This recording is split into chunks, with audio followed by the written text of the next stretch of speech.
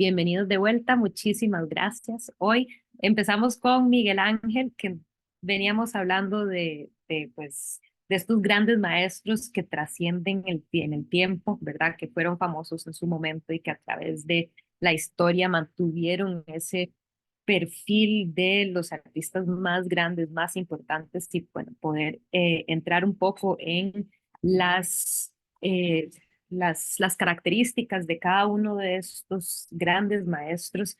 Eh, Siento yo que es como un lujo que nos podemos dar en este curso, así que hoy seguimos con Miguel Ángel, pero no sin repasar lo que habíamos dicho de Leonardo, como para también poder ir viendo qué es de cada uno de estos grandes maestros y de estos tres grandes que van a ser Leonardo, Miguel Ángel y Rafael, que van a ser las tres caras del Renacimiento o el arte de ellos va a ser como lo más representativo de lo que de a lo que se había llegado. Entonces, con eso dicho, es importante como repasar lo que hemos venido viendo con Leonardo y así seguir adelante con Miguel Ángel.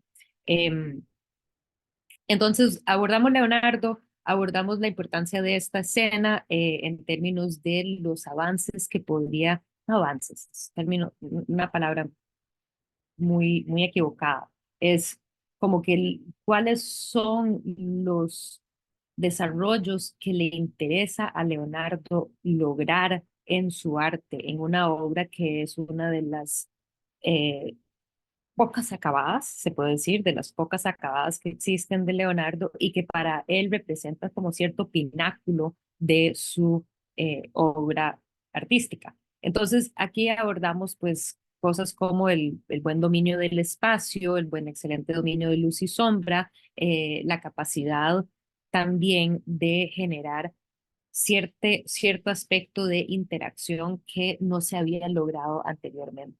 Entonces, les enseñé algunas imágenes de previas últimas cenas, que creo que es importante nada más ver este desencadenamiento hasta Leonardo, hasta la última cena de Leonardo. Aquí vemos una obra muy temprana de como alto gótico, temprano renacimiento, donde vemos este interés en brindarles un espacio, ¿verdad? Real, en vez de que estén nada más en el cielo, ahí están sentados en una mesa, de una manera que vemos que cada vez más están observando y tratando de representar las figuras de una forma realista, donde las figuras cada vez tienen un poco más peso, ¿verdad? La drapería de los textiles, como caen, ¿verdad? Nos implica más masa en esos cuerpos. Entonces, eso es como el puro principio. Eh, Seguimos adelante, estos espacios creados con una perspectiva atmosférica y donde vemos cada una de las figuras mucho más individualizadas, ¿verdad? Entonces, ese interés en individualizar cada figura y sin embargo vemos en esta escena que cada una de las figuras como que está muy independiente. Aquí los vemos muy alineaditos y aquí los seguimos viendo muy alineaditos, ¿verdad? Y cada uno como que en su propia burbuja, ¿verdad? Y no necesariamente interactuando entre ellos, ni siquiera como que de una forma se podría decir simbólica o psicológica, o ya ahora en sí física, entre los cuerpos que están ahí. Entonces, pues vemos una diferencia, una gran diferencia en la obra de Ghirlandaio, donde empezamos a ver que está colocando las figuras de cierta manera en que creemos un poco más en esa interacción que se está dando. Ojo, estas dos figuras, no me acuerdo si aquí vemos esa distancia entre las figuras, estos que están hablando entre ellos y sin embargo no necesariamente se miran, ¿verdad? Entonces cada uno está con su propia experiencia. Mientras que en el caso de Ghirlandaio empezamos a ver que el espacio en sí es un espacio como y que la interacción entre los cuerpos empieza a tomar un poco más realismo, ¿verdad? En cómo, bueno, cómo estarían estos cuerpos en la realidad, en el espacio, cómo estarían relacionándose también, perdón, las figuras, ojo, como parece que se están hablando y qué hace, lo mira firmemente, le está señalando algo con el dedo a lo cual vuelve la mirada y que le está sujetando la mano básicamente como para asegurarse, ¿será eso lo que acaba de decir Cristo a nosotros, verdad? Y en esta escena tan intensa, entonces se nota que cada vez más estamos buscando esa interacción entre las figuras, ¿verdad? Y esa búsqueda también de un realismo. Em, en el caso de Miguel Ángel, lo logra y definitivamente hacer estos acercamientos como que no nos ayuda por completo, perdón, aquí estos recortes de la escena, pero definitivamente empezamos a sentir como ese espacio, como hay una profundidad y un espacio verdaderamente compartido entre las figuras de la composición, ¿verdad? Entonces no es, y perdón que voy a brincar, pero esto es muy distinto que em, aún esto, ¿verdad? Que cada uno pues, literalmente está como en su propio espacio, en su propio cubículo, ¿verdad? En su propio, como dije anteriormente, en su propia burbujita. Y aquí vemos que, bueno, interactúan como uno de los aspectos que es más, como uno de los aportes más relevantes, esa capacidad de verdaderamente eh, crear, imagínense un bodegón, uno cuando arma un bodegón, entonces va a poner las frutas o los diferentes objetos en un bodegón, así como de la manera que uno lo va a querer quitar. Igual con los cuerpos, ¿verdad? Y en este caso, pues los cuerpos son muy dinámicos, hay mucha flexibilidad, entre ellos puede haber muchas contorsiones, ¿verdad? Y pueden haber mucha interrelación entre ellas. Entonces, eso siendo uno de los, como estos aportes tan importantes que nos brinda. Y por otro lado, cómo hay un estudio intenso de cada una de las figuras, brindándoles aspectos que nos permite leer la profundidad con la cual Leonardo está analizando a cada una de estas figuras. Entonces ya no es una cara simplemente individualizada, como que diferente de la otra. En este caso vemos caras que son distintas, ¿verdad? O caso de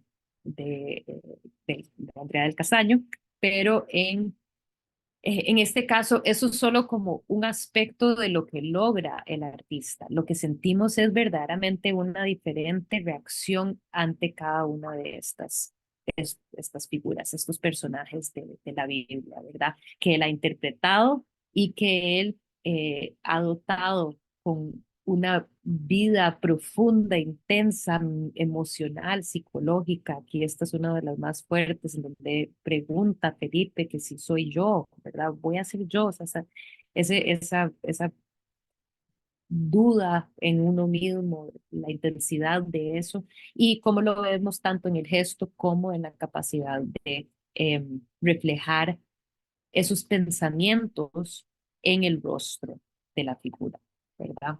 Entonces, creo que ahí podemos darnos cuenta de esta maestría que tiene y la profundidad literal de cada una de estas, bueno, y la importancia de esta obra que ha llegado a ser una de las más conocidas históricamente, ¿verdad? Em, Creo que entre lo último que iba a señalar de Leonardo es abordar este aspecto de la composición, ¿verdad? Y la manera en que el artista construye el espacio y, sale para acá.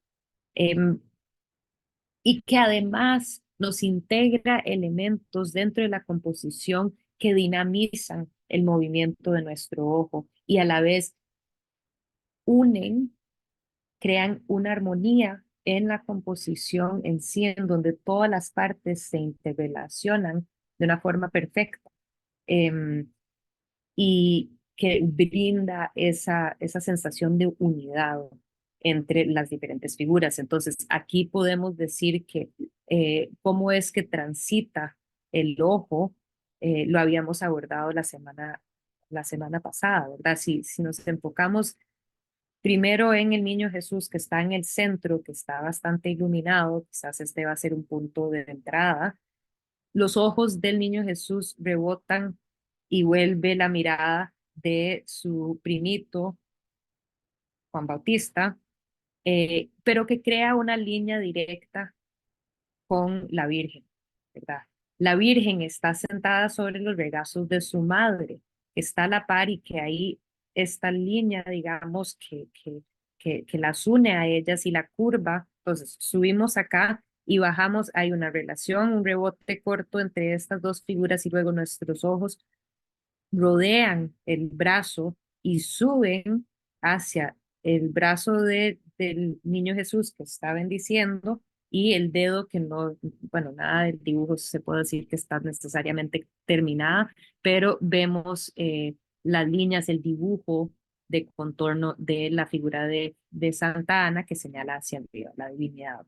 Entonces, este movimiento de la imagen en sí que es dinámico, que le da, que permite que el ojo fluya, pero que a la vez, que es la búsqueda de Leonardo, obras que son totalmente equilibradas y estables, que aún con ese dinamismo y ese movimiento, esa fluidez que puede haber en la obra, también me siento estable, equilibrado. Y ahí lo logra con una composición en triángulo, ¿verdad? Entonces sentimos que, a ver, para mí esa comprensión sobre una obra que es equilibrada y esa búsqueda del equilibrio del renacimiento y de este momento del alto renacimiento, es precisamente si uno siento que hay como más peso a un lado y que entonces de cierto modo se caería la obra hacia un lado por cierto aspecto de peso visual. En este caso no tenemos ese desequilibrio, no hay un desequilibrio, más bien es súper equilibrada la obra, ¿verdad?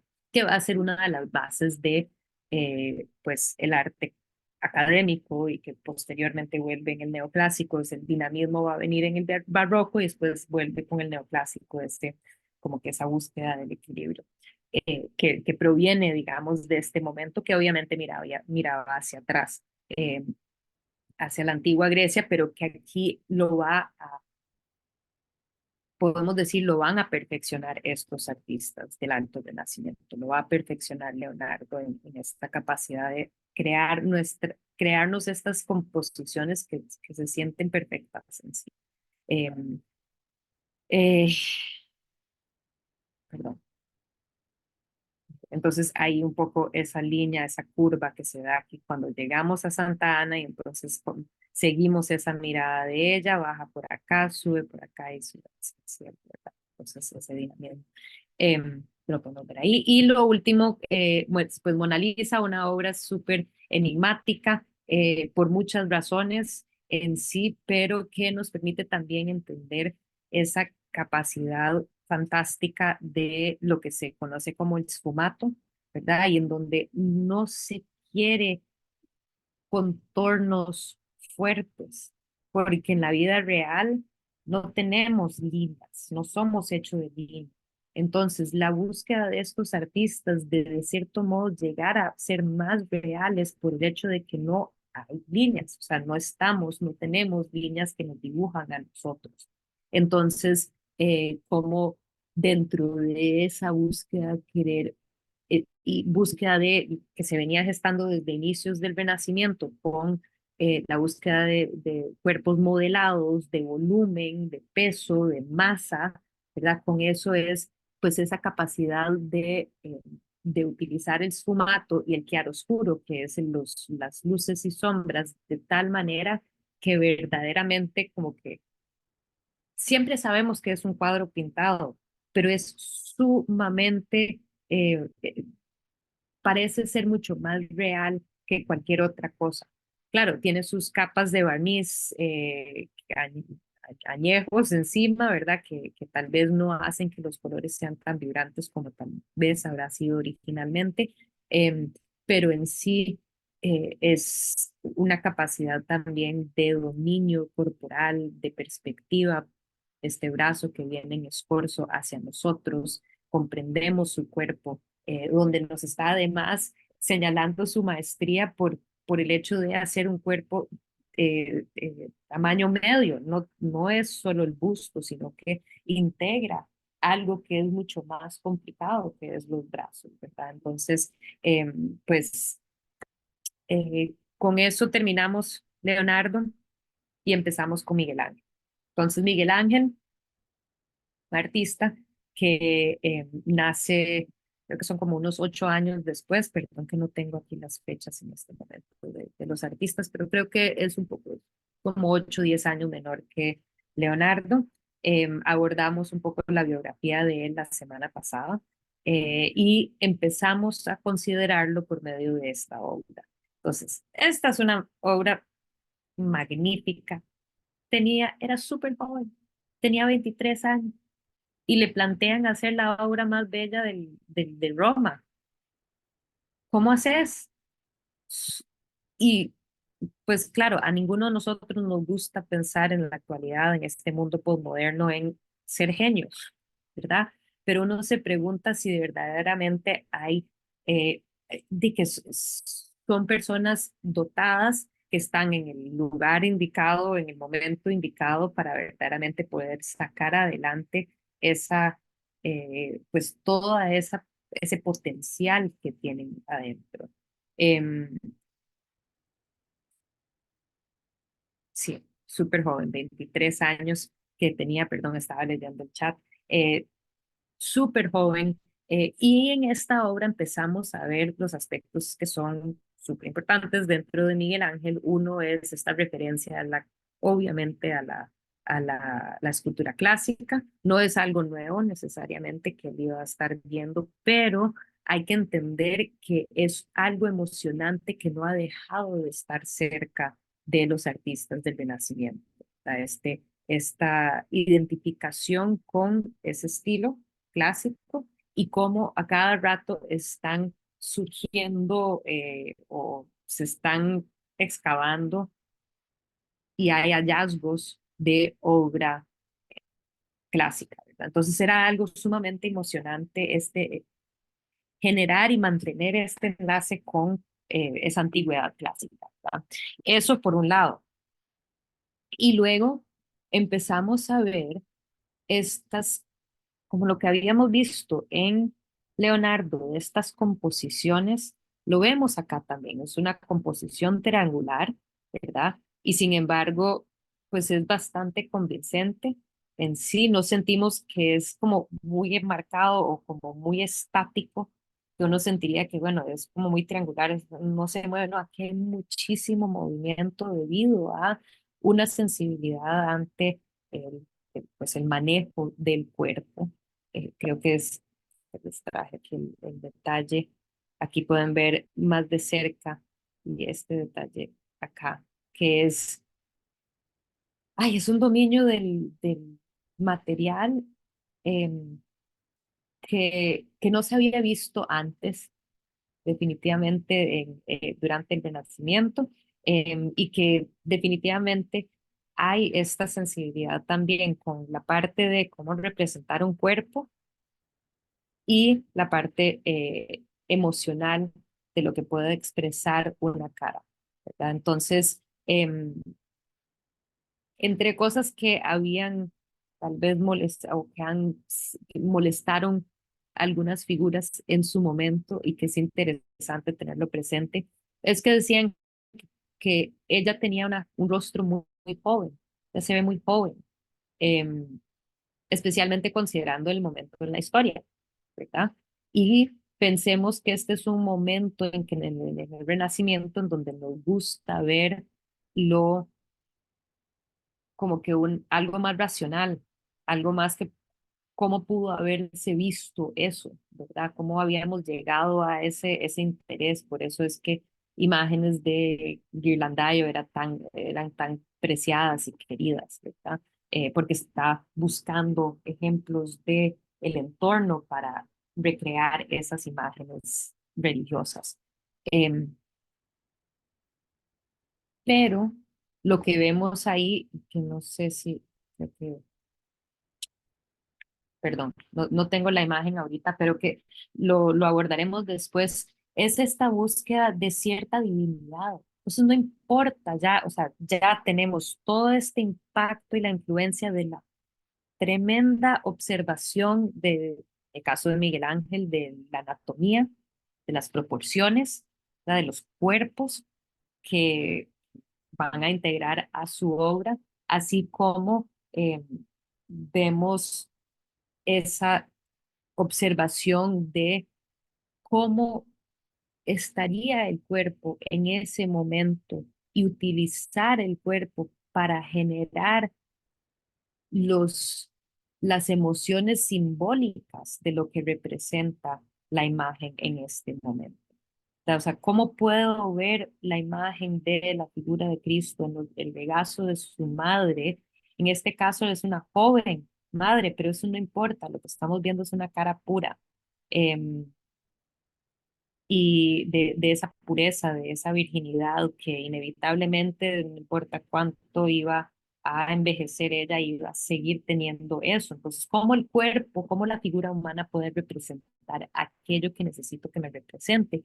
Y que aparte de esa pureza y esa dulzura que refleja esa cara y cierta como que elegancia de la figura en sí, también ella es monumental. Ella es más grande quizás que su propio hijo difunto en sus regazos y que eso representa como que la solidez de la iglesia. Ella se había convertido, como lo hemos visto a través de la época desde la Edad Media, en la imagen de la figura, el trono de Cristo, pero que viene a representar también la institucionalidad de la iglesia. Entonces sentimos todo eso ahí en una obra hecha por un joven de 23 años. Entonces, hasta ahí habíamos llegado la vez pasada y quería mencionar estas 5 características de la obra de Miguel Ángel para tenerlas presentes ahí mientras vamos adelante, que las puedan buscar ustedes, porque puede ser que no haga mención de una de ellas, pero que van a ver todos estos aspectos dentro de la obra. Entonces, anatomía y proporción humanas, como acabo de señalar, composiciones dinámicas, vamos a abordar eso que es lo mismo de lo que venimos viendo con Leonardo, ¿verdad? ¿Cómo puedo construir una composición dinámica, pero también estable, ¿verdad? Donde sentimos esa armonía en esa fluidez. Expresión emocional, ¿verdad? Esas expresiones, cómo pueden, y en el caso de Miguel Ángel, esas emociones se cuentan, se retratan no solo a través de la cara, sino todo el cuerpo. Todo el cuerpo, él está tan enamorado del cuerpo humano que utiliza el cuerpo humano de una manera en donde cada detalle de ese cuerpo genera la emoción. El contraposto y esta fascinación con lo clásico y la monumentalidad. Sus cuerpos son grandes, ¿verdad? Son monumentales, son como diríamos en Costa Rica, pochotones. Entonces, son figuras grandes que representan fuerza, ¿verdad? Y entonces, y que representan esa fuerza, esa capacidad innata en el ser humano que durante este periodo del humanismo verdaderamente era un momento en que se creía que todo se podía, ¿verdad? Entonces, pues eso es importante también, porque mucha de esta obra se está creando en un momento en donde se siente que hay como mucha, no sé, como esperanza de poder llegar hasta un punto, como una cima, em, y precisamente eso fue lo que sucedió, básicamente. Llegó a un punto en que ya de ahí vamos a ver cómo hay cierto, no hay un declive, no diría yo un declive, pero pues las cosas, como que ese crecimiento tan intenso, tan rápido que nos produjo genios del nivel de los que estamos viendo, algo tuvo que ceder o cambiar. Y pues eso estaremos viendo más adelante con la contrarreforma, la reforma y luego la contrarreforma. Ok, entonces, con todo el éxito de la Virgen, la Pietà en Roma, que él hace en Roma, un joven va para Roma, hace esa obra para este cardenal, y pues empieza a ganar bastante fama, vuelve a Florencia, de donde es él, donde había estudiado, se había informado, y habiendo obtenido esta, pues este reconocimiento por parte del público, la ciudad de Florencia lo contrata para trabajar una pues un bloque de piedra que habían tenido, que había estado ahí desde 1460, en donde en un momento en que un artista que iba a estar trabajando este bloque de piedra para una obra en la catedral, deja de trabajar, abandona el proyecto y había quedado esta piedra monumental de como 5,5 metros de altura. Una piedra sólida, o sea, una solo roca. Y él pide permiso y se lo dan para trabajar la obra, o sea, ahí se aborda y pues esta obra originalmente, perdón, voy a repasar esto antes de seguir adelante con lo que les iba a comentar sobre la ubicación de la pieza. Hay que tener presente el contexto dentro del cual se crea esta obra del David. ¿Verdad? Realmente, súper joven, literalmente está en sus 20, 24, 25, 26, 27 años cuando está creando esta obra. Em, ¿Y cuál es la intención de la ciudad de Florencia en contratarlo? Pues la ciudad había pasado por muchos cambios muy importantes. Sabemos que los mecenas más importantes, y perdón que la imagen me sale en inglés, pero la familia de los Medicis llegan a ser eh, los mecenas más importantes de las artes y bueno, igual las familias, habíamos visto cómo otras familias van a contratar los servicios de artistas, pero se había quedado de lado la, la idea de que la ciudad misma podía ser la que contrata a los artistas para generar obras maestras, como habíamos visto al inicio eh, de Renacimiento, con obras, por ejemplo, eh, la primera obra que habíamos visto era Andrea Pisano, pero después las puertas dentro del baptisterio de la catedral, y esos, después de Pisano tenemos a Giotto, ¿verdad? Entonces imagínense estos grandes trabajos que se estaban llevando a cabo en nombre de la ciudad y no necesariamente en nombre de una familia. Es importante pues resaltar entonces que durante este siglo los Medicis van a llegar a dominar la ciudad hasta el punto de que la ciudad misma se revela y los echa. Los echa justo en este momento en que Savonarola llega a tener poder. Savonarola es este monje que creo que les había mencionado, que era de lo que llamaríamos hoy fundamentalista. Él creía que había entrado Florencia en un estado de decadencia debido a la gran fortuna que se había generado en la ciudad, y que pues eso era pecado. Y entonces conocemos, es el famoso, ¿cómo es que se llama eso en español? Bonfire of the Vanities, las vanidades, el incendio de las vanidades, alguien me puede corregir en cómo se llamó ese evento, en donde pues quemaron miles y miles y miles de obras de arte, libros,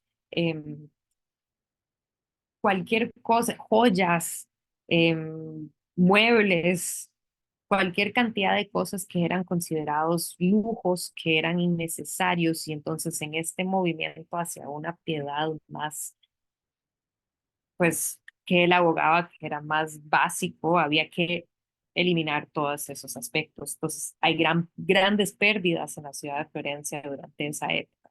Savonarola por fin lo echan.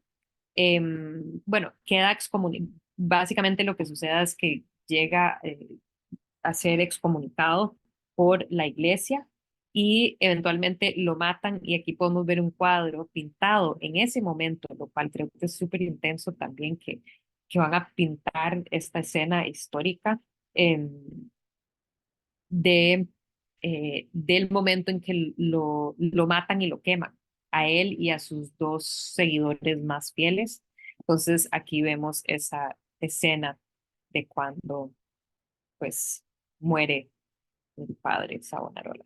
Em, entonces, ese es el contexto y en este momento entra la figura de Miguel Ángel, este joven artista muy prometedor, y la ciudad de Florencia se está restableciendo como una república en este momento.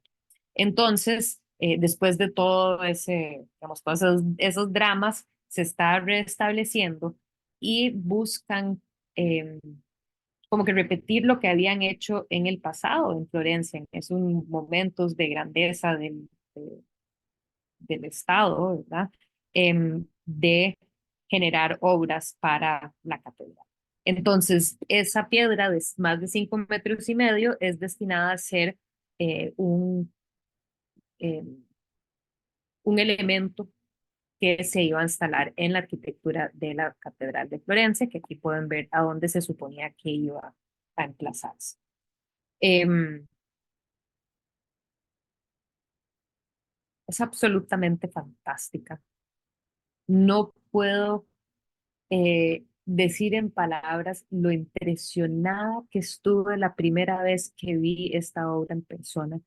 Es grande, es súper grande, jamás me lo imaginaba. O sea, uno ve los números ahí que dicen pero, más de 5 metros de altura la pieza en sí, pero cuando uno está en presencia de la obra y se imagina al artista creando esta pieza fantástica, eh, es verdaderamente, pues, lo pone a uno como que se da cuenta uno que está ante nuevamente esta sensación de que hay genialidad detrás, que no es cualquiera que pueda lograr eso. Un poco lo que había comentado Ala creo que fue Ala en el audio sobre, pues, cómo atraviesa por la genialidad, atraviesa, no es que la persona es genio, sino que atraviesa por esa inspiración o esa mano de Dios pasa por medio y es canalizado por medio de un artista. Sea como sea que nos gusta verlo, honestamente es fantástica. Si no han hecho el peregrinaje a conocer al David, pues ese es uno de los viajes más importantes que se puedan dar. Ojalá puedan tener la oportunidad de ver la obra si no la han visto. Y que yo la volví a ver muchos años después e igual quedé fascinada enfrente de la estatua. Es difícil explicar por qué es tan cautivante, pero definitivamente lo es y lo era tanto de que cuando se devela la obra, pues la ciudad decide, no, ya no vamos a mandarla para arriba, la escultura, sino que la queremos y que hubo todo un plenario donde se ha leído, o sea, hay texto documental de lo que dijeron a las personas que se estableció una comisión, se consultaron a diferentes figuras importantes sobre a dónde pensaban que debería de ir, a dónde debería estar ubicada. No hay evidencia de que sí se dijo en esos,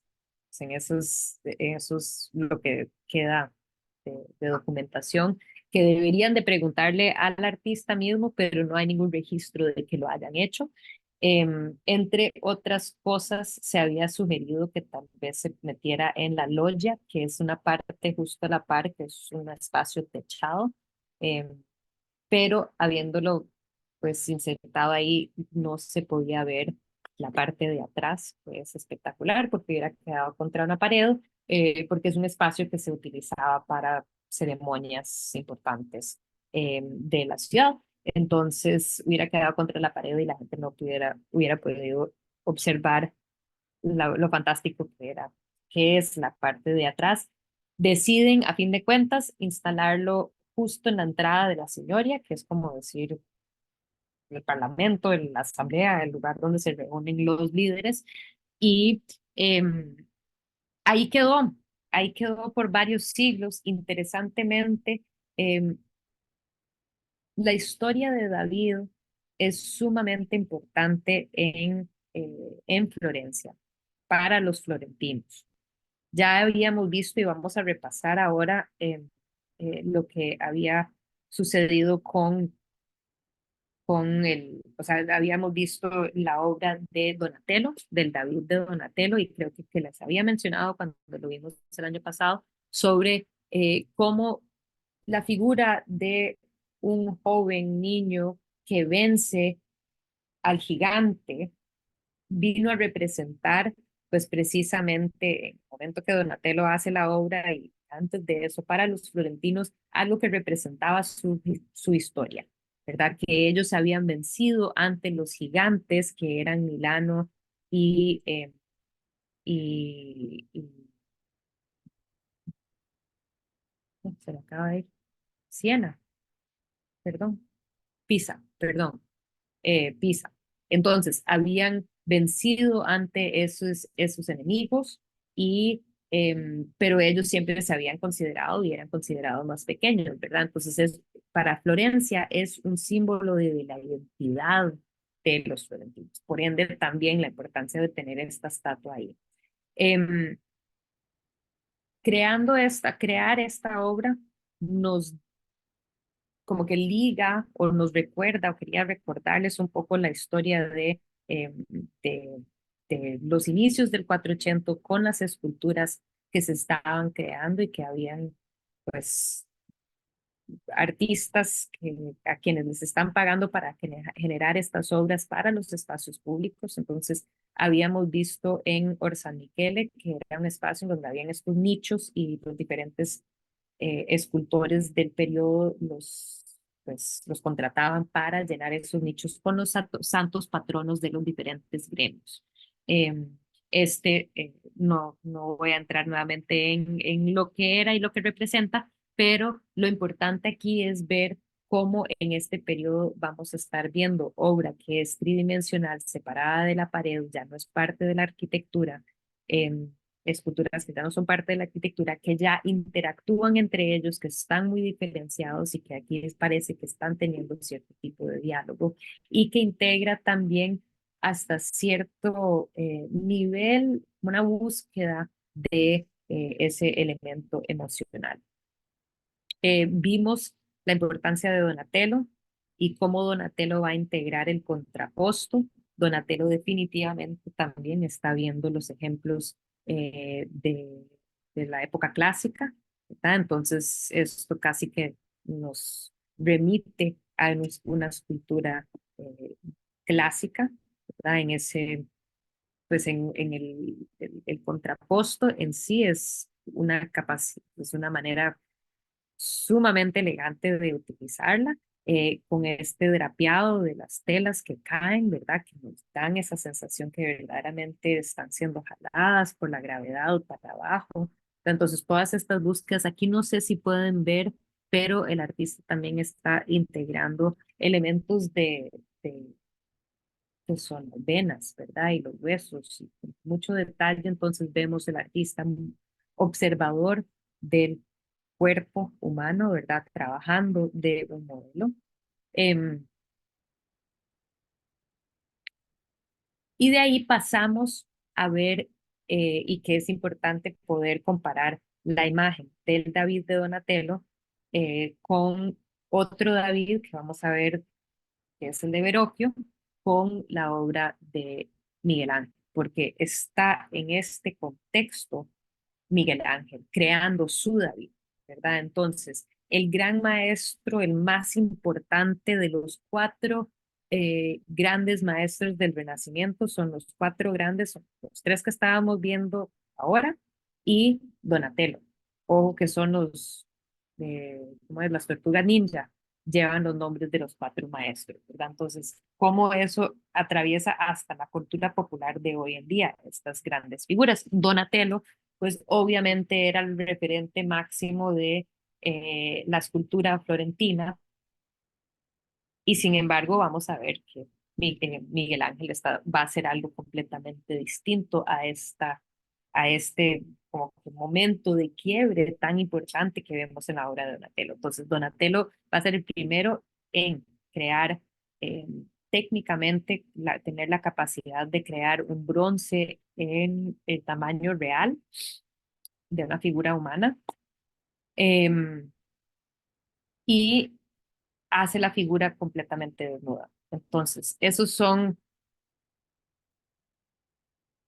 digamos,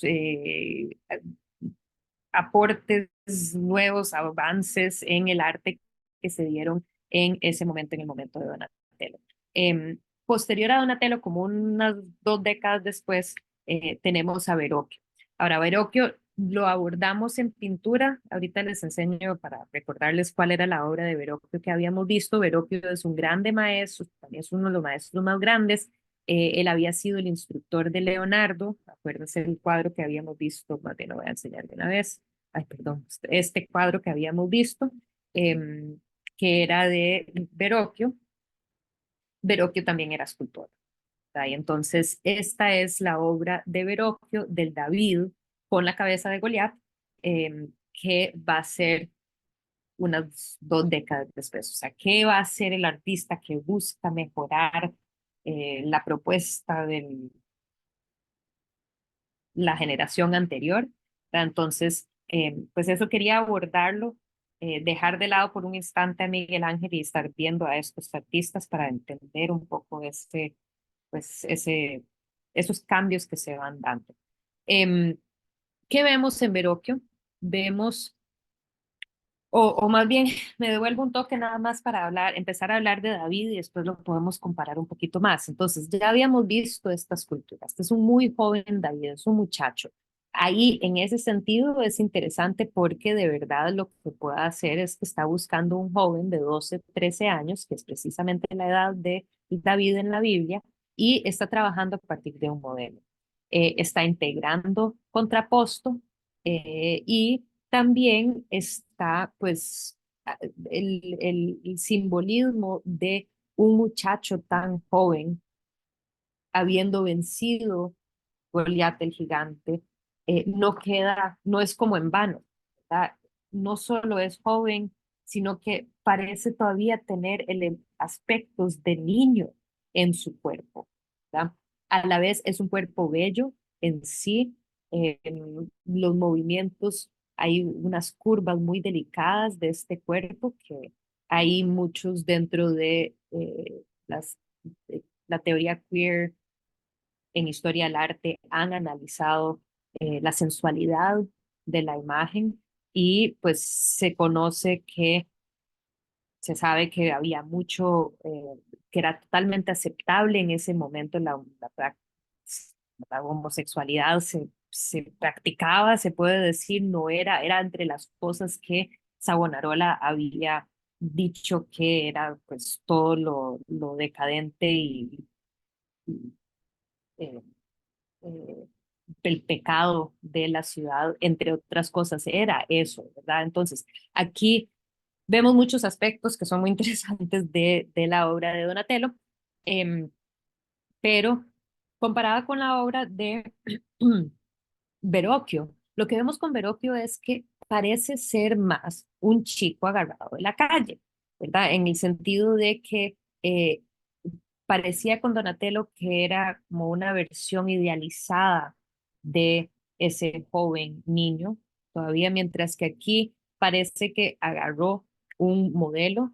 Aquí podemos ver el ejemplo del David de Donatello, que, bueno, la sensualidad que le había mencionado y cómo estas caras son bastante, o sea, sí, tienen una búsqueda de tener un excelente nivel de naturalismo, pero no son particularmente reconocibles. O sea, tienen este aspecto nuevamente bastante idealizado comparado con la cara y también se podría decir el cuerpo de la figura de Verrocchio. Entonces, aquí vemos que este sí parece ser más las facciones de una persona que podríamos ver en la calle, una persona que verdaderamente existió. Entonces, Verrocchio está trabajando con estos modelos y está literalmente integrando a su arte esa cotidianidad en las figuras. Em, Tal vez puedan ver, viendo las caras lado a lado, pueden sentir un poco esa diferencia entre ellas. Em,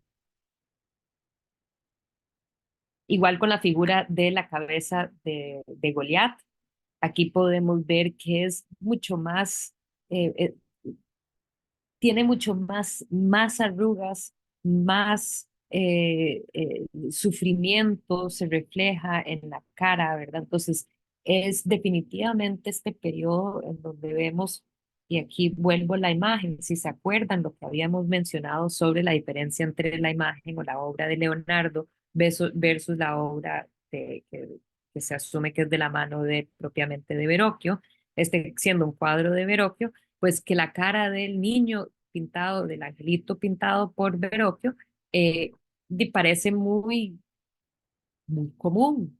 Y la búsqueda de Leonardo era una más como de cierto modo, como más hacia una divinidad.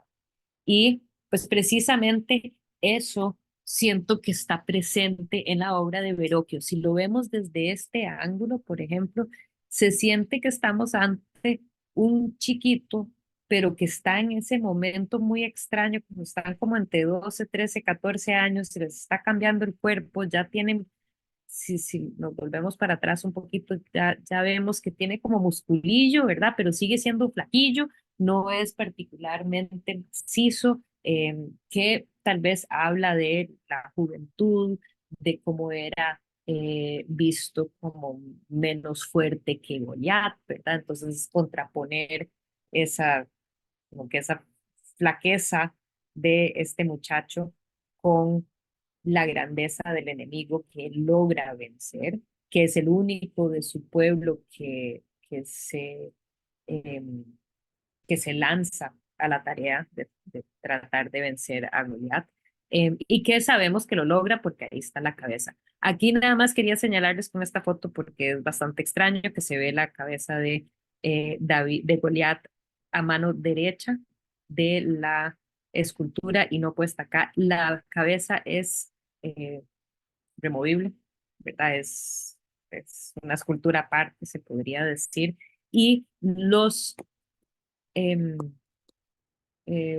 los historiadores no están convencidos, hay los que argumentan que debería de estar acá, como lo vemos y así se ve en la actualidad en el Bargello, donde se encuentra la obra, pero han habido momentos en que esta obra se ha exhibido en otros museos, ha viajado y se ha exhibido en otros espacios y que en esos otros espacios lo han exhibido de esta manera. Entonces, bueno, no se sabe exactamente. Se cree que los que argumentan que es de esta manera la escultura es precisamente por el triángulo que podemos sentir, ¿verdad? Y entendiendo que hay esta búsqueda en esta estabilidad o esta búsqueda de estas eh, composiciones, pues ellos dicen que por ende debería de estar ahí, pero más, supongo que los que hospedan hoy, los custodios de la escultura de Verrocchio,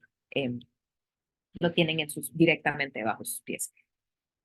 Termino sobre Verrocchio en esta imagen, devolviéndome a esta imagen, que es precisamente señalando como que eso no idealizado de esta figura, no necesariamente bello, que era pues esa búsqueda de ese momento, tal vez, de verdaderamente buscar la cotidianidad, algo que era real, precisamente eso que criticaban de la escultura de la Pietà de Miguel Ángel, que no puede ser que la mamá va a tener una cara así de joven como el hijo, ¿verdad? Y que entonces esa búsqueda de la lógica dentro de la obra de arte, aquí en esa búsqueda vemos un artista interesado en un joven que todavía está creciendo dentro de su cuerpo, ¿verdad? Vemos que de cierto modo su cabeza es un poquito demasiado grande para él, pero no se siente que es por una incapacidad de manejo de proporción del artista, sino que precisamente pues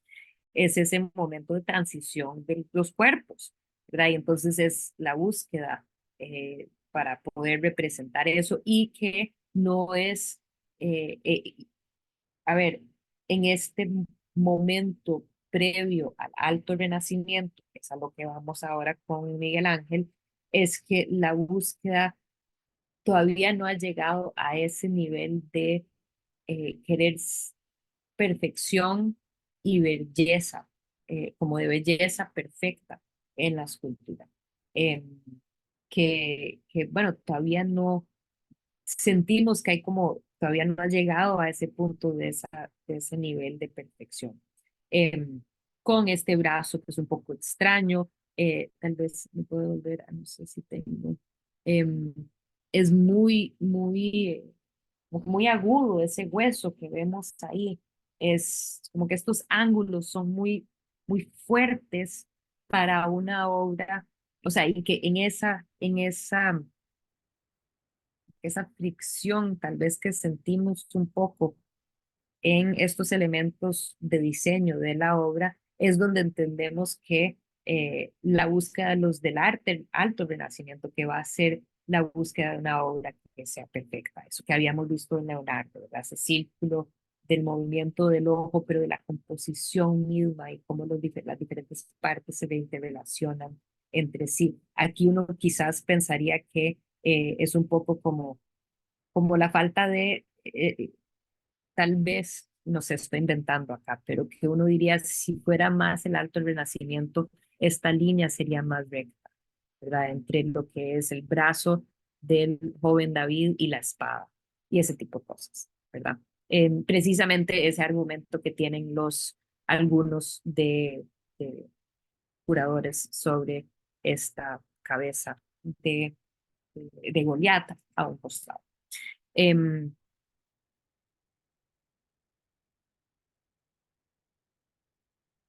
entonces, en esa búsqueda de la perfección, esa búsqueda de cierto nivel de, no es solo de divinidad que vemos en el caso de Leonardo, que él anda tras la búsqueda de eso, pero es literalmente esto que mencionaba yo antes, un artista que eh, se plantea lo imposible y que tal vez al plantearse lo imposible,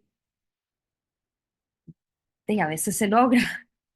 Entonces, vuelvo al David de Miguel Ángel, esta obra fantástica, em, claramente, con claras referencias directas a lo clásico, ¿verdad? Aquí vemos un contraposto muy similar a lo que se veía en el contraposto del Doríforo, la obra que habíamos visto, en este caso el Doríforo, que em, pues no se sabe si habrá conocido el ejemplo en Nápoles de el Doríforo, pero el canon de Policleto sí era bastante conocido. El canon era como este sistema de reglas de proporción que establece Policleto, el artista griego, eh, que definitivamente lo hubiera conocido y lo hubiera, pues vemos esa clara referencia a esta obra tan emblemática del clasicismo, en donde vemos ese contraposto, una pierna que está en descanso, una pierna que está eh, flexionada, que está trabajando. Igual en este caso, el brazo opuesto está relajado, el brazo opuesto del que está en tensión está tensado. Las caderas, ¿verdad? Vemos en esta posición del contraposto que la rodilla, pues porque una de las piernas está sujetando todo el peso, la otra pierna está en una posición de relajación o de descanso, que hace que de cierto modo, o sea, se desacomoda, no se desacomoda, gira un poquito la línea del pelvis. E igual sucede con los hombros, entonces si uno pudiera dibujar, creo que les había hecho este ejercicio visual cuando vimos el policleto hace, hace ratos, pero uno puede ver una línea diagonal que va por acá y una línea diagonal que va por acá y que se reitera también en la línea de las rodillas. Entonces, todos estos elementos de contraposto, él los va integrando. Miguel Ángel. Y lo va a lograr hacer como si fuera fácil, ¿verdad? Como si fuera algo que lo domina desde siempre y que él simplemente sabe cómo se hace. El cuerpo es absolutamente, o sea, en términos de los elementos que construyen el cuerpo, sentimos los huesos y los músculos que están debajo de esta piel de una manera que tal vez ni siquiera los antiguos griegos habían logrado. Eh, Sabemos que Miguel Ángel disecaba cuerpos, a a escondidas, y que tenía una fascinación con el cuerpo y con la, igual que Leonardo, pero pues eran personas diferentes en su momento, entonces inspirados tal vez por diferentes aspectos del cuerpo en sí. Yo diría que en el caso de Miguel Ángel es más la construcción. Tal vez con Leonardo era un poco más también integraba la parte de la función del cuerpo, ¿verdad? Que él también estaba interesado en corazones y ese tipo de cosas y cómo funcionarían los órganos. En el caso de Miguel Ángel, era mucho más esta fascinación con la manera en que el cuerpo está construido. Y esa observación detenida sobre los cuerpos le da un conocimiento y todo el conocimiento necesario para poder crear esta imagen, o sea, esta obra, esta figura, de una manera que es totalmente, o sea, me lo creo 100%. Usted podría ser una persona real. eh, y no se siente de cierto modo tan exagerado como a veces uno siente en algunas de las obras eh, clásicas. No va a ser para siempre, o sea, sí vamos a ver que la monumentalidad de sus cuerpos va a continuar. En este caso, pues es una obra sumamente grande, precisamente por la ubicación en donde donde se iba a emplazar la figura. Miguel Ángel había hecho le había integrado varios detalles o había hecho como algunas adaptaciones tal vez a su obra debido a que sabía que lo iban a estar viendo desde muy lejos, o sea, desde que serán unos 40 metros abajo, ahí va a estar el espectador. Entonces, hay ciertas cosas que le da, por ejemplo, la profundidad con la cual eh, hace las incisiones cerca del pelo o en general de la cabeza, de la mirada, de los ojos, porque eran detalles que uno tenía que percibir a 40 metros de distancia, ¿verdad? Entonces era la manera en que uno iba a captar todo aquello que el artista nos ha brindado para pues apreciar en esta obra. Igual otros aspectos que la mano es más, parece ser más grande, pero pues es un elemento un- que contiene un simbolismo sumamente importante. En esta mano tiene eh, David la piedra, ¿verdad? La, ¿cómo es que se llama? Siempre se me olvida cómo se llama. La China. Sí, creo que es la lanza, o cómo La es lanza, la... No, la sí, lanza. sí, sí, hay otra palabra, pero sí, Sí. sí. Bueno, la lanza la tiene en la mano, su mano izquierda, en la mano derecha se ve la piedra que tiene en esa mano, la mano que parece bastante fuerte. ¿Qué podemos em, decir de esta figura? Cuando lo vemos de frente, está en esta pose pues de cierto modo de relajamiento, no está en acción. Si el doríforo originalmente tenía una lanza, pero en este caso como una lanza tipo espada, de ese tipo de lanzas que él andaba en esta mano. Ay, Se usted estaba dice una diciendo la lanza de acá, onda. Sí, no, no, que lo que él tiene en la mano es lo que llaman una onda, con la una que onda, tiraba la... Ajá, la ajá, piedra, una onda. Creo que claro. los mexicanos creo que le dicen tirachinas porque tengo un librito que le leo a los chiquitos que dice Sí, tirachina. sí. Pero bueno, una onda, y que en este caso es una lanza en el doríforo, ¿verdad? Pero que él en esta pose del doríforo está parado ahí viendo algo que le ha llamado la atención, está ahí parado en una posición pues, que no está en medio de alguna acción. Aquí lo interesante es que la figura del David también lo vemos muy frontal en esa misma, como en esa misma, es, estabilidad o como está quieto, pero ha vuelto la mirada un poco más abruptamente. Entonces, ojo que no vean la diferencia entre lo leve, que no es tan leve, pero que sería como unos 30 grados que voltea la mirada el doríforo. En el caso del David de Miguel Ángel, es mucho más, casi como podría decir como unos 40, 50 grados, mucho más abrupto es ese movimiento que sentimos, esos ojos tan intensos, ese ceño fruncido, tan, que nos refleja tanta eh, seriedad y preocupación, porque a lo que, pues en general, a ver, la lectura que se le da siempre a esta obra es que es el momento, es en momentos antes de haber vencido al gigante, ¿verdad?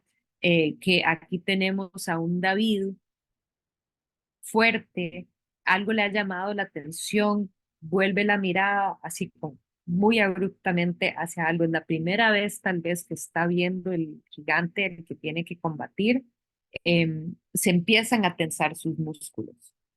Es este momento de inicial de tensión de que estoy a punto de enfrentarme al enemigo. Em, y pues esa intensidad emocional es algo que no se ha necesariamente visto antes. En las figuras de Donatello, en la obra de Verrocchio, ese es un David que ya ha vencido. Es un David tranquilo, es un David que puede sentir bastante como, se siente como con cierta dignidad. En este caso, ya no busca ser el David de Verrocchio en el sentido de que voy a buscar un chiquillo de 13 años, un chamaquillo ahí del mercado, me voy a encontrar para que me sirva de modelo, sino que ya esa necesidad de reflejar la realidad no es lo que le importa. Y empezamos a ver esa búsqueda tan intensa de ese estado como perfecto, que es lo que vimos con Leonardo y los angelitos, ¿verdad? Ese querer lograr ese nivel de divinidad. En este caso, no importa que este no es el David de la Biblia, lo que importa es lo que representa, lo que simboliza y que se ha leído esta obra como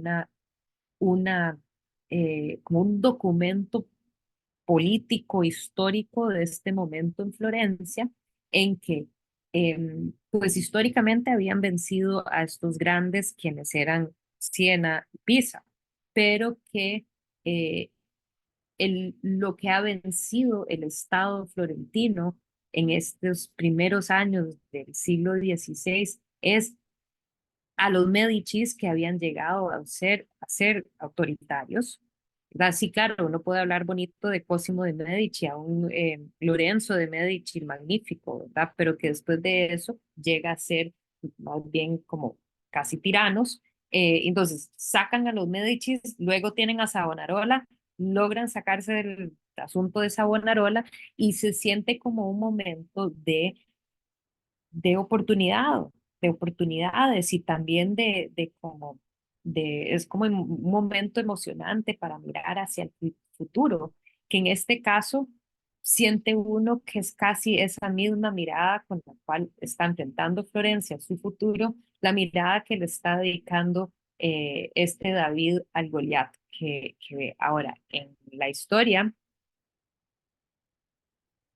en este momento, David no sabe que va a ganar, pero nosotros sabemos que va a ganar. Entonces, nuevamente, como símbolo, esa preocupación es algo que lo hace bastante humano, que lo vuelve a una observación detenida, concentrada en lo que se puede haber sentido en ese momento.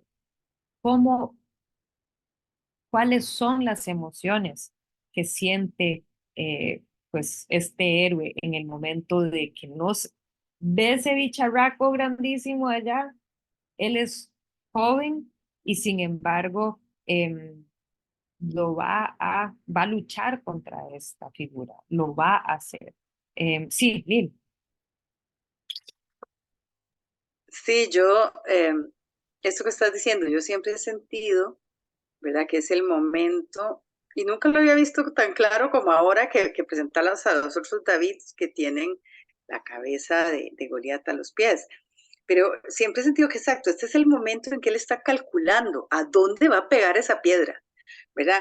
Como vos decís, tal vez se acaba como de sorprender porque llegó, pero yo siento más, y voy a hacer una comparación tal vez un poco rara o no muy artística, pero es como el pitcher que está, cuando va a tirar una bola, a mí me gusta el béisbol, entonces me pongo a verlo, si vos ves la Ujú. cara donde el otro está viendo dónde va a tirar esa bola, ¿verdad? Porque Exacto. conoce a ese bateador, entonces está calculando si la va a tirar por aquí o por allá. Entonces, eso es lo que yo le veo, exactamente eso, ¿verdad? No solo el ceño, sino que él está de alguna forma, uno puede ver los pensamientos ahí, como que él está diciendo, ¿verdad? Lo apunto así o le doy esta fuerza, ¿verdad? Voy a estirar la onda de tal manera que llegue hasta allá. Y si uno ha usado tirachinas, como yo, que cuando era carajilla hacíamos nosotros le decíamos de otra forma, pero no me acuerdo, no era una onda, era, bueno, con un palillo, ¿verdad? Una goma, y uno tenía que tratar de apiarse un jocote, ¿vale? Entonces tenías que practicar para saber si la tirabas muy duro, se tiraba muy lejos, si la tirabas muy suave, no llegaba.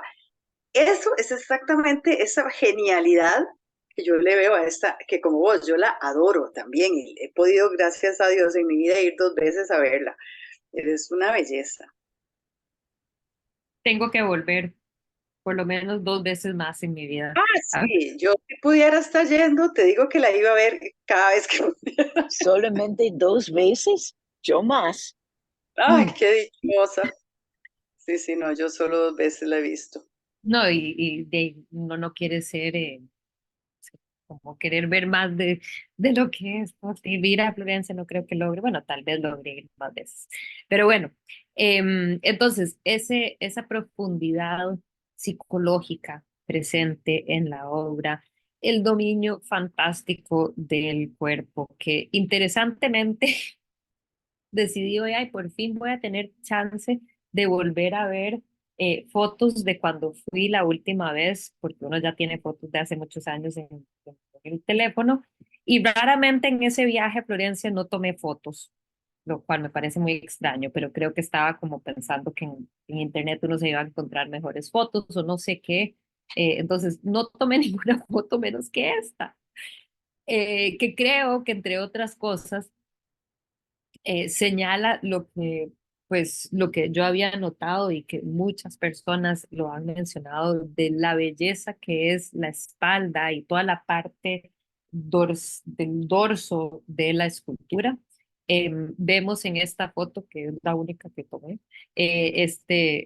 cómo se le ven las articulaciones y todas las venas. Y ojo que esos algo son un nivel de detalles que nadie jamás lo iba a ver, en donde se suponía que estar, o sea, que se iba a poner, en donde se iba a poner, nadie nunca lo iba a ver ese nivel de detalle, pero él lo pone ahí. Y me hace pensar mucho y que puede reflejar esa relación con Dios, que en el caso cuando abordamos, por ejemplo, las esculturas de Fidias en el Partenón, que estaban creadas y talladas aún la parte de atrás, aunque estaban insertas dentro del frontón en el templo, que jamás nunca iba a verle la parte de atrás, pero que eran creadas para los dioses. Entonces, ¿cómo uno va a ofender los dioses y no tallarles la parte de atrás de la escultura, ¿verdad? Porque son representaciones, son manifestaciones de los dioses. Pues aquí uno siente lo mismo. Uno sabe que estos artistas tenían una fe profunda, tal vez no eran, o sea, se saltaban algunas de las leyes, será considerado totalmente prohibido disecar cuerpos, manipular cuerpos después de muertos, ¿verdad? Hay que dejarlos tal cual para el día de la resurrección, o sea, cuando va a haber el apocalipsis y y demás, no se pueden alterar los cuerpos.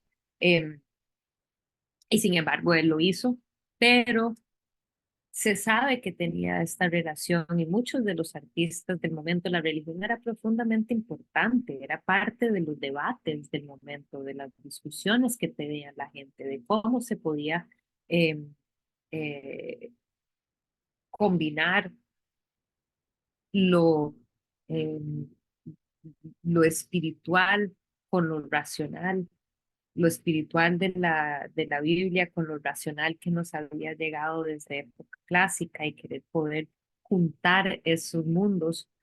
Aquí uno siente pues, eh, que tiene esa relación directa con Dios en esta obra, ¿verdad? En esa búsqueda también un poco, igual que Leonardo, esa búsqueda de una obra verdaderamente perfecta. O sea, literalmente plantearse eso como objetivo. Eh, el mejor David del mundo y para mí por lo menos sigue siendo el mejor David del mundo. Entonces, viendo los tres a la par, vemos esos cambios, ¿verdad? Vemos esos cambios, esa monumentalidad, además, que va a integrar Miguel Ángel y que va a llegar a ser característica de su obra en sí. Eh, no sé si alguien quisiera decir algo sobre, eh, sobre alguna de estas obras o alguna pregunta que puedan tener. Vamos a volver, creo que voy a necesitar otra clase para Miguel Ángel porque es absolutamente uno de mis preferidos. O sea, definitivamente voy a necesitar otra clase, pero voy a seguir adelante un poquito más hoy con abordando un poco de la pintura, sobre su pintura en este momento. Entonces, seguimos en este periodo de esa primera década del siglo XVI. Este momento tenemos un joven Miguel Ángel, está todavía en sus veintes, ha tenido este éxito en Roma, llega y lo ponen le dan la oportunidad de tallar esta magnífica roca, que sabemos que él tiene esta relación muy íntima con las piedras que talla, ¿verdad? Y a la vez, recordemos que él tuvo esa formación en el taller de Ghirlandaio antes de, eh, pues, enfocarse en la escultura. Entonces, él es pintor también y es un joven artista que está buscando hacerse la vida y que viene de una familia que había tenido como una herencia, disculpen, una herencia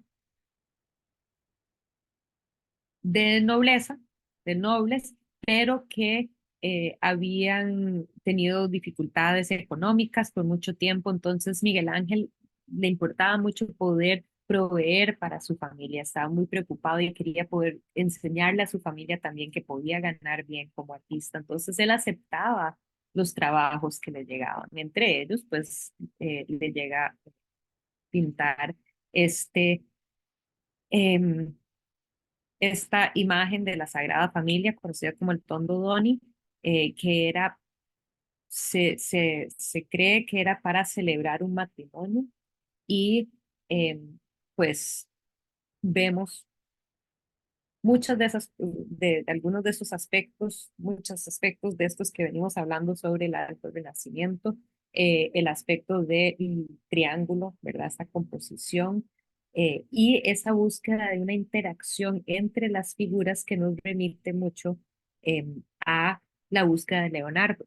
Entonces, habíamos pasado esta imagen rápido y no voy a ahondar mucho, pero que lo importante es ver el triángulo, ¿verdad? Que está ahí y también cómo las figuras interactúan en el espacio tridimensional, algo que también habíamos visto en la imagen, las obras de la Virgen en las rocas.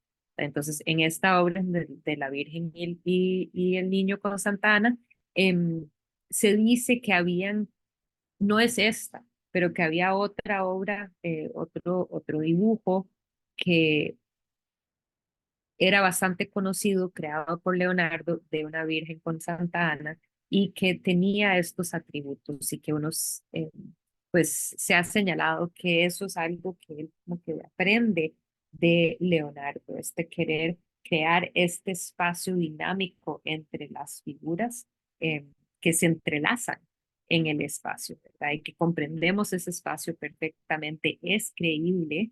em, y bueno, vemos las figuras monumentales, son muy grandes y son fuertes, ¿verdad? Volvemos a esa monumentalidad de los cuerpos, los músculos, parece en la obra de Miguel Ángel que como que todos los músculos están tensados a la vez, como que uno está viendo toda la fuerza presente de la figura. Dentro de esta composición, que en sí es bastante equilibrada por el triángulo, también sentimos ese dinamismo debido a la forma en que hay una contorsión entre las figuras, casi que uno siente que en cualquier momento es como si fuera un, un resorte que va en cualquier momento como que va a dar vuelta. Entonces, hay ese dinamismo entre las figuras, entre los movimientos de ellos,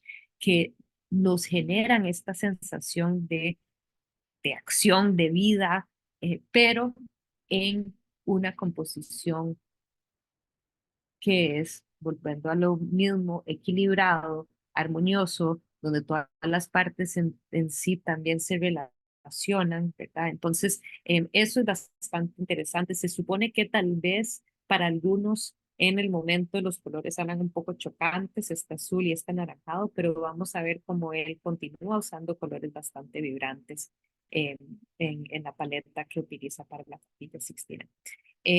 Aquí hay algo que es interesante también, que es estas figuras en el fondo, ¿verdad? Bueno, em,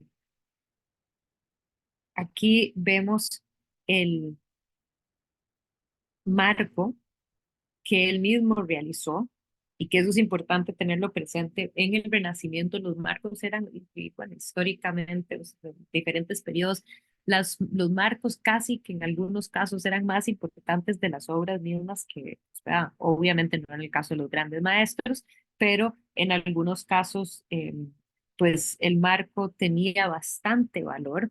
En este caso hay 5 figuras de 5 uno es Cristo y los otros creo que son 4 de los apóstoles que acompañan, pero también se asume que hace referencia a em, todo un concepto de 5 que, em, que habían en una lectura que se relacionaba con la familia que le había pedido esta obra para el matrimonio, un concepto de 5 pecados a los que se tenían que huir, no los 7 pecados originales de los 7 pecados, pero sino que era esta otra historia. Entonces vemos que es interesante cómo él va a enlazar lo que conoce de la familia con la obra terminada. Em, Aquí la podemos ver en persona nada más para que se den una idea de lo majestuoso que es, porque viéndolo de esta manera como que se pierde. eh, no es justo, pero viéndolo ya con personas delante, uno se da un poco más la idea de qué tan impactante era la obra en sí. Un excelente dominio del claroscuro, ¿verdad? Aunque con unos contornos mucho más fuertes que o sea, no vemos el sfumato de Leonardo aquí, uno sí siente unos contornos más fuertes, aunque eso era lo que iba de las figuras que están al fondo. Las figuras al fondo no vemos ese contorno fuerte, más bien los bordes son más difuminados en sí y nos remiten tal vez un poco a ese esfumato de Leonardo, pero si vemos en los cuerpos de adelante, bueno, esa diferencia entre ellas es interesante, perdón que me estoy saltando, pero que de verdad genera una sensación de distancia entre las figuras. Esa profundidad se logra no solo por los cuerpos más pequeños que están atrás, sino que están como un mundo paralelo, distante. ¿Verdad? No es, y además están divididos por esta banda horizontal que está acá. Em, esta monumentalidad, estos cuerpos, además, que están en estas posiciones como contraídas, pero dinámicas, que sentimos que en cualquier momento va a cambiar, igual que habíamos visto en el caso de David, es el momento antes de accionar, en cualquier momento va a cambiar, en este caso igual, en cualquier momento ella va a voltear eh, esa posición, está agarrando al niño Jesús. Es enigmático, no se sabe exactamente cuáles eran las intenciones, es algo que se dice sobre esta obra y esta composición, qué exactamente nos está tratando de decir con esta composición. No ha quedado ningún registro hacia esas motivaciones específicas que habrá tenido eh, Miguel Ángel al crear esta figura, aunque sí se ha mencionado, entre otras cosas, que pues ella está subordinada a su marido y como una imagen, una obra que era de matrimonio, que pues representaba tal vez ese aspecto del lugar de donde es la mujer, que se puede leer en la Biblia, en el texto de la Biblia misma. Se puede leer también como en algún momento del texto, y perdón que no he citado, lo estuve viendo en una de las lecturas que estuve haciendo, cómo se menciona que Cristo va a pasar por encima de su madre en algún momento, y entonces ahí igual estamos viendo que tal vez estas son las sugerencias de historiadores que han estudiado, analizado esta obra, pero que tal vez entonces es eso lo que estamos viendo acá, ¿verdad? Como que esa necesitar atravesar eh, por encima de su madre, pero que era absolutamente necesario para la redención, ¿verdad? Entonces, creo que lo voy a dejar ahí. Vamos a retomar la semana entrante, empezando acá con esta obra de la batalla, brevemente este dibujo para luego entrar en lo que es la Capilla Sistina. Entonces, poco spoiler para la semana entrante. Y no sé si tienen alguna duda, alguna pregunta o comentario que les gustaría hacer.